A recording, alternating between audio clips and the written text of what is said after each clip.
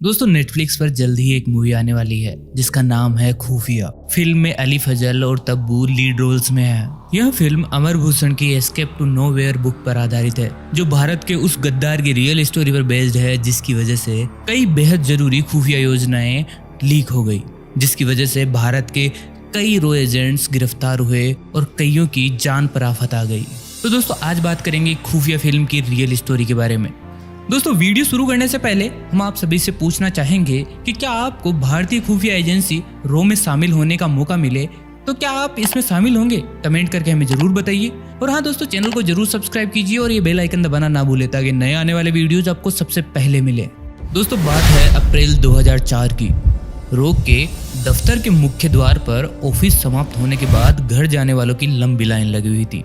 जब इसका कारण पूछा गया तो पता चला कि हर कर्मचारी के ब्रीफकेस की तलाशी ली जा रही है। रिसर्च एंड एनालिसिस विंग यानी रो के 35 सालों के इतिहास में ऐसा पहले कभी नहीं हुआ था। हालांकि रक्षा संस्थानों और सेना मुख्यालयों में गाहे बगाए 1-2 महीने के अंतराल में इस तरह की तलाशी जरूर ली जाती थी। अगली वीकली मीटिंग में रो के प्रमुख सीडी सहाय ने स्पष्ट किया कि ये तलाशी किसी एक व्यक्ति के खिलाफ केंद्रित नहीं थी। इसका मुख्य उद्देश्य रो की सुरक्षा व्यवस्था को मजबूत करना मात्र था। इस बैठक में रो के जॉइंट सेक्रेटरी रविंद्र सिंह भी मौजूद थे। वो जोर जोर से बड़बड़ाते हुए बाहर आए कि वरिष्ठ अधिकारियों से पेश आने का ये सही ढंग नहीं है। लेकिन दोस्तों ये सारी कार्यवाही रविंद्र सिंह को ही ध्यान में रखकर की गई थी। उस दिन उनको अपने ड्राइवर से हवा लग गई थी कि गेट पर सब लोगों के ब्रीफकेस खुलवाकर देखे जा रहे हैं। जब रविंद्र सिंह का ब्रीफकेस खुलवाया गया तो उसमें भी कुछ आपत्तिजनक नहीं निकला। दरअसल रविंद्र सिंह पिछले कई सालों से अमेरिकी खुफिया एजेंसी CIA के लिए डबल एजेंट के तौर पर काम कर रहे थे और भारत की खुफिया सूचनाएं उस तक पहुंचा रहे थे, जबकि उनको इस बात का अंदाजा भी नहीं था कि उन पर रो की काउंटर इंटेलिजेंस यूनिट पिछले कई महीनों से नजर रख रही थी। उनको इस बात का सपने में भी गुमान नहीं था कि उनके घर के पास फल बेचने वाला दाढ़ी वाला अधेड़ शख्स रो का एजेंट है और उनका ड्राइवर उनकी गतिविधियों के बारे में भी सभी सूचनाएं संबंधित अधिकारियों तक पहुंचा रहा है। रविंद्र सिंह अमृतसर के एक जमींदार परिवार से आते थे। वो जाट सिख समुदाय से थे, लेकिन उन्होंने अपने बाल कटवा दिए थे। वो एक अधिकारी के तौर पर भारतीय सेना में चुने गए थे, लेकिन बाद में डिप्यूटेशन पर रो में आ गए थे। अपने पूरे करियर के दौरान रविंद्र के अफसर और साथी उन्हें एक औसत अफसर मानते थे। शुरुआत में उन्हें अमृतसर में पोस्ट किया गया, जहां उन्हें सीमा पार पाकिस्तान और ISI द्वारा सिख सेपरेटिस्ट को दी जा रही ट्रेनिंग के बारे में जानकारी जुटाने की जिम्मेदारी दी गई थी। इसके बाद वो पश्चिमी एशिया और फिर हॉलैंड में तैनात रहे। हॉलैंड में रविंद्र की छवि एक बेहद ही खराब अफसर की थी। उनका अधिकतर समय औरतों के पीछे और शराब पीने में बीतता था। वो बड़बोले भी थे और अक्सर अनजान लोगों के सामने वो भी बातें कह जाते थे जो उन्हें नहीं कहनी चाहिए थी। खुफिया हलकों में ये बात किसी से छिपी नहीं है कि 70 के दशक से ही CIA भारत सरकार में अपनी पैठ जमाने की कोशिश करती रही है। CIA प्रमुख की एक जीवनी में इस बात पर साफ इशारा किया गया है कि 1971 में इंदिरा गांधी के मंत्रिमंडल में एक CIA एजेंट था। लेकिन मई 1998 में भारत द्वारा किए गए परमाणु परीक्षण से CIA की काफी किरकिरी हुई और उस पर अमेरिका की सरकार को पहले से आगाह न करने के आरोप लगे थे। अमेरिका में इसे तब तक की सबसे बड़ी खुफिया असफलता माना गया। तब से ही इस बात की शिद्दत से जरूरत महसूस की गई कि अमेरिकी खुफिया एजेंसियों के पास एक टॉप का सोर्स होना चाहिए, जिससे अमेरिका को भारत की खुफिया जानकारी आसानी से मिलती रहे। इंडियन इंटेलिजेंस सोर्सेज का मानना है कि 90 के दशक में हॉलैंड में भारतीय दूतावास में काउंसलर के तौर पर काम करने के दौरान CIA ने रविंद्र सिंह को भर्ती किया था। रविंद्र सिंह दूसरे विभाग में काम कर रहे जूनियर ऑपरेशनल डेस्क देख रहे रो अधिकारियों से जानकारी निकालने की कोशिशों में लगा रहता था। वो उन्हें या तो अपने कमरे या घर या महंगे होटलों में खाने की दावत देता। 1992 में नैरोबी में पोस्टिंग के दौरान रविंद्र को दिल की बीमारी हुई थी, लेकिन उसके पास बाईपास सर्जरी कराने के पैसे नहीं थे।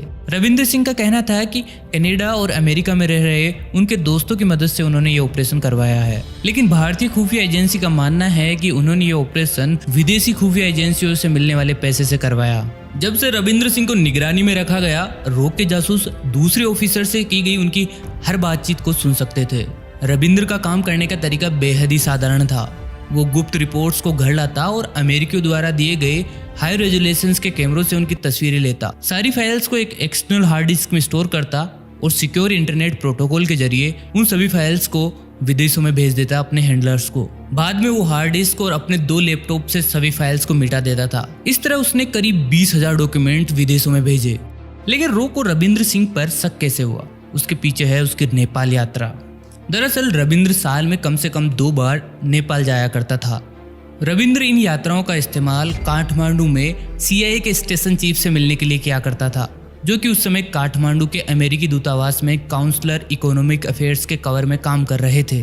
रविंद्र को कई बार अपने ऑफिस में अपना कमरा बंद कर सीक्रेट डॉक्यूमेंट्स की फोटोकॉपी करते हुए देखा गया था।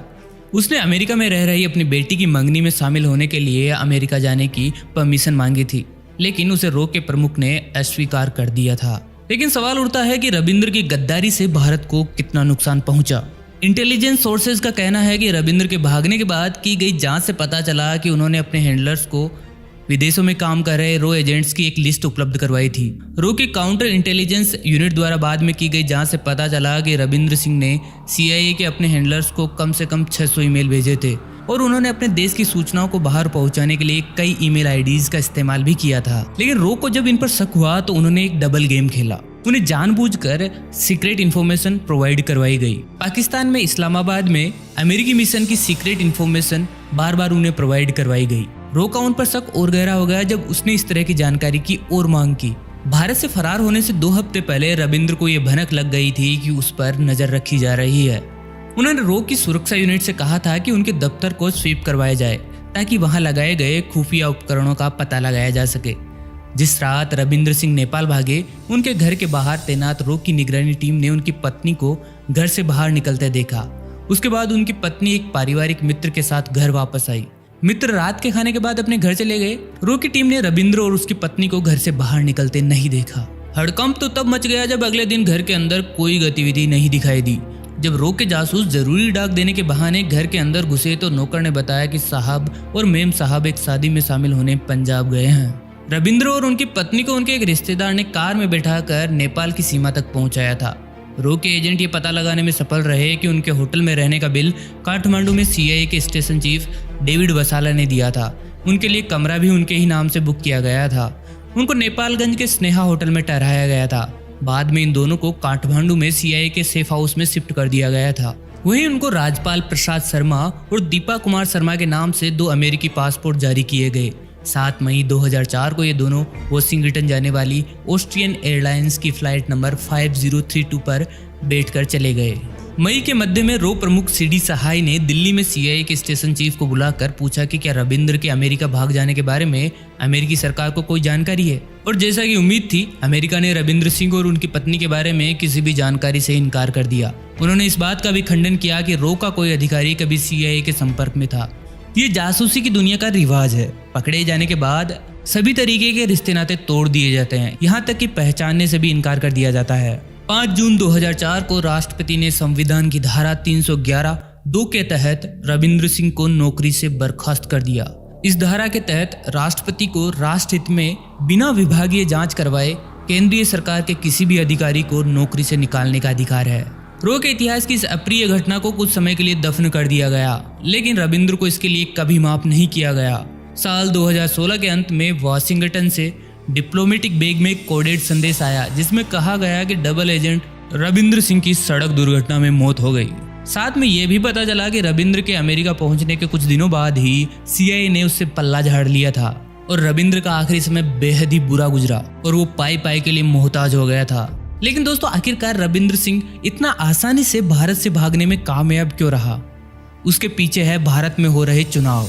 कहा जाता है कि रो के ऑफिसर्स ने तत्कालीन राष्ट्रीय सुरक्षा सलाहकार ब्रजेश मिश्र से रविंद्र को गिरफ्तार करने की अनुमति मांगी थी, लेकिन उन्होंने उस पर तुरंत फैसला नहीं लिया क्योंकि उन्हें पता था कि अगर भारत में ये खबर फैल गई कि भारतीय खुफिया एजेंसी में अमेरिकी सीक्रेट एजेंसी का कोई ऑफिसर काम कर रहा था तो भारत सरकार के लिए चुनावों में बेहद शर्मिंदगी की बात होगी।